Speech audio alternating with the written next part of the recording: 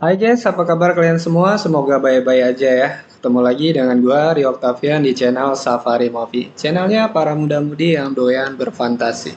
Kali ini gua akan review sebuah film romance antara seorang wanita cantik bernama Laura yang diperankan oleh Anna Maria Saikluka yang merupakan aktris dari Polandia. Boże, chcemy wygłośno tupią. Dengan seorang mafia tampan yang bernama Massimo Torricelli yang diperankan oleh Michael Maron, seorang aktor dari Italia. Film ini berjudul 365 Day. Laura Bill adalah seorang wanita karir. Ia salah satu pimpinan di sebuah hotel Warsawa, Polandia. Walaupun karirnya bagus dan mulus, tapi nggak begitu dengan hubungan asmaranya bersama Martin yang hanya menjadikannya sebagai prioritas ketiga dalam hidupnya. Sedangkan Massimo merupakan anak dari seorang bos mafia besar. Kehidupan Massimo mendadak berubah semenjak ayahnya tewas tertembak oleh lawan bisnisnya. Ia harus memegang tanggung jawab menggantikan ayahnya untuk memimpin semua bisnis termasuk di daerah Sisilia dan lainnya. Oke, sebelum gua masuk ke alur ceritanya, seperti biasa, yuk subscribe dulu channelnya biar gua lebih bersemangat dan tentunya agar teman-teman yang lain gak ketinggalan update film-film menarik lainnya. Oke guys, langsung aja, ini dia alur ceritanya.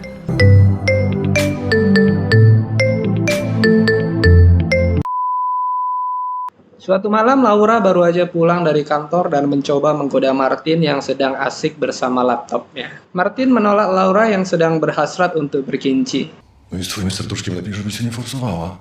Akhirnya Laura pun masuk ke kamar dan mengambil terong-terongan untuk memuaskan serabi lempitnya yang mulai mendenyut gak karuan.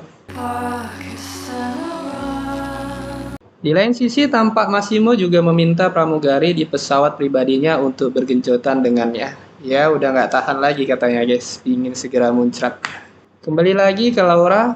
Laura mengajak Martin berlibur bersama dengan teman-temannya yang lain ke Sisilia, sekaligus merayakan ulang tahunnya di sana.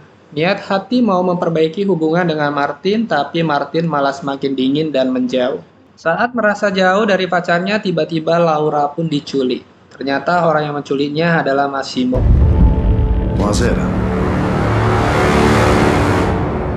Laura pun dibawa ke rumah mewahnya. Ketika Laura terbangun dan melihat sekeliling rumah, ia kaget karena melihat fotonya yang berukuran besar terpampang di sebuah sudut rumah mewah itu. Tiba-tiba terdengar suara Massimo dari belakang.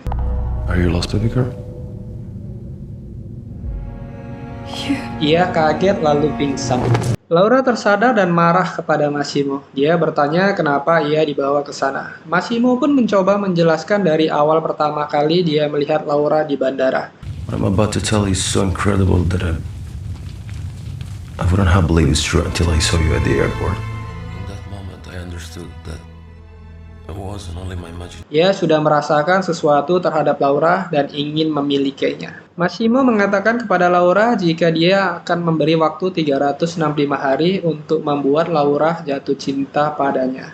You have 365 days. I'll do anything so you can fall in love with me.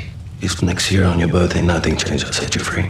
Tapi Laura menolak dan selalu saja mencoba untuk melarikan diri dari rumah itu. Tapi gagal terus guys. Massimo berjanji kepada Laura, ia nggak akan menyentuh Laura sampai ia mengizinkannya. I won't do anything without your permission. Wait until you want me. Di pagi hari, Laura melihat Massimo tidur di sebelahnya. Akal-nakalnya pun mulai muncul. Ia sengaja membuka pakaiannya di depan Massimo dan berjalan ke arah kamar mandi. Si Laura ini nakal dan sedikit genit guys. Ia mencoba untuk memancing-mancing si mafia itu. Massimo pun langsung menyusul ke kamar mandi dengan keadaan gak berpakaian juga. Sebenarnya si Laura juga pingin tuh lihat terong Massimo. Tapi ya begitulah wanita. Di awal malu, di akhir gak mau dah. Di pesawat Massimo balas dendam guys. Ia sengaja mengikat Laura di tempat duduknya. Lalu mencoba untuk meraba-raba dua bagian sensitifnya. Ketika birahinya mulai memuncak, Massimo pergi meninggalkannya. Gagal deh mencret kalau begini ceritanya. Adegan pancing-memancing pun berlanjut terus. Biasa yang memancing duluan itu ya Laura. Di kamar hotel dia juga menggoda Massimo. Setelah terongnya Massimo bangun, Laura pun mengabaikannya. Dia mencoba membuat Massimo pancing melanggar janjinya. Dia nggak tahu Massimo adalah mafia sejati yang memegang omongannya. Di suatu pesta, Laura mencoba memancing amarahnya Massimo lagi. Dia memakai pakaian seksi dan menggoda pria yang ada di sana. Seorang pria pun menghampirinya dan mencoba menggodanya. Hal itu disaksikan oleh Massimo dan Massimo pun marah lalu mengeluarkan pistolnya. Kejadian di bar itu menjadi masalah besar. Terjadilah konflik antar keluarga mereka. Pembahasan ini didengar oleh Laura. Questo significa guerra tra due famiglie potenti, hai capito? Ia pun merasa bersalah dan menjatuhkan dirinya ke laut. Massimo pun langsung menolongnya.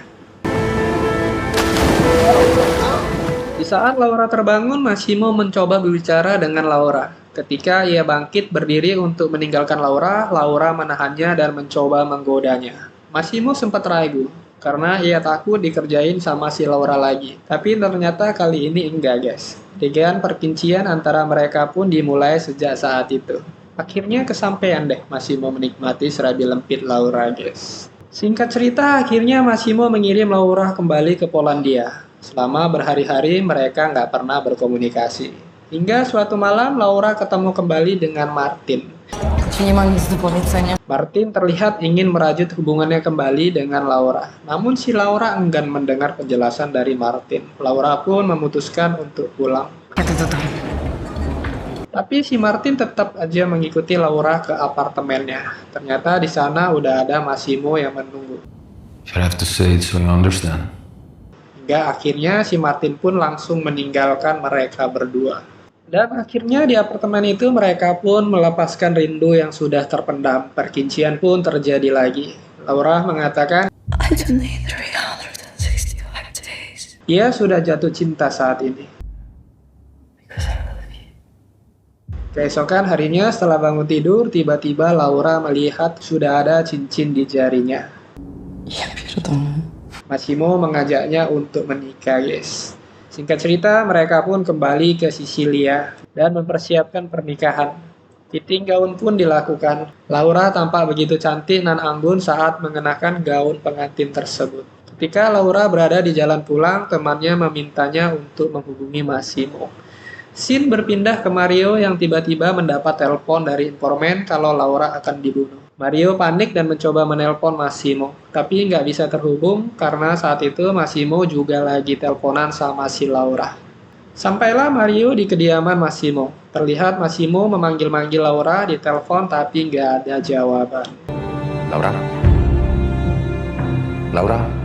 Massimo melihat wajah Mario yang menyampaikan sesuatu sedang terjadi. Ia pun langsung mengerti kalau terjadi sesuatu dengan Laura. Ia pun langsung lemas dan menangis. Itulah akhir dari cerita film 365 Day yang berakhir sad ending. Sedikit gak jelas cerita akhir dari si Laura gimana, tapi katanya sih film ini ada season keduanya, guys. Kita tunggu aja ya season berikutnya gimana cerita si Laura.